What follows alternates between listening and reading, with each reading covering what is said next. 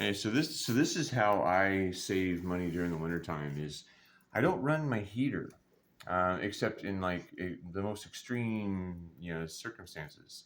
So unless my house is 47 degrees, the heater doesn't even turn on.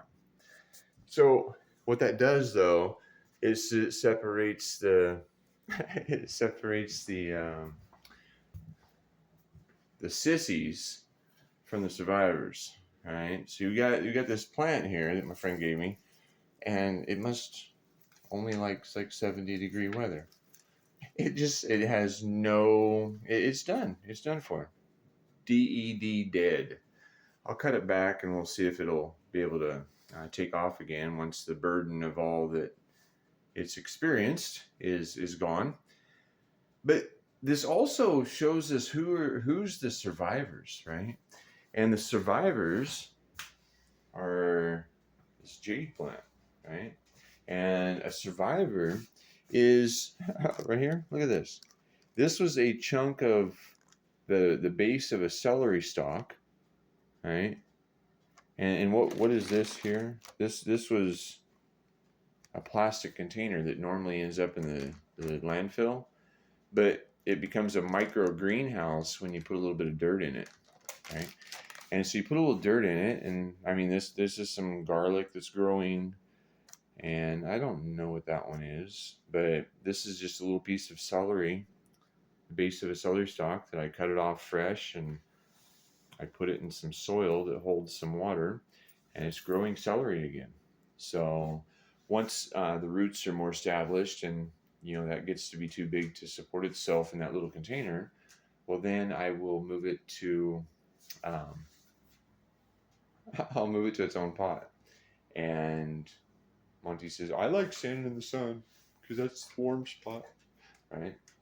So anyway, if we have plants in our environment, the oxygen is better, and I don't know, it just adds life to a room. Even when there's dead stuff on the plant still, it's going through its fall. It's going through its letting go of the weak things that are holding it back, and making room for your energy to go to the good things that you want to build. And that's what wintertime is really about for people too.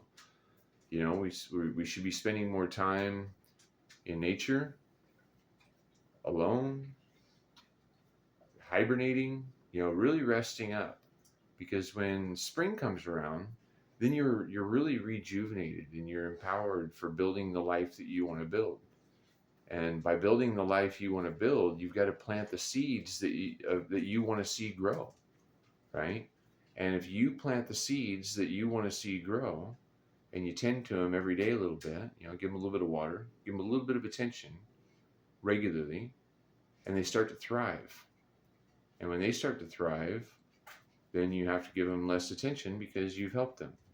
With anything, a little baby, you don't just throw a little baby into the world, right? You have to give them a little bit of attention every day and make sure that the things that they need to have done are done.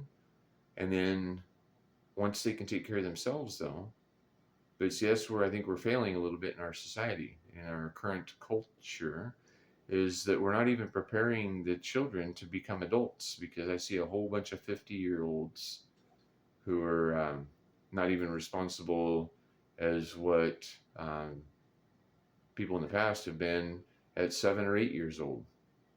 They're incapable of cooking their own food. They're incapable of doing the things that need to be done in their life every day without somebody dictating to them how, when, where, why, and what. So anyway, yeah, this here at the apocalyptic ashram Hawks Haven, it's where we separate the sissies from the survivors. And if you like this content, if you like the ideas that I'm sharing, so right, you know what? Let's move this down here, and right up there will be the subscribe button, and then right up there will be the next video that you can watch from the channel that YouTube thinks is good for you. Thank you.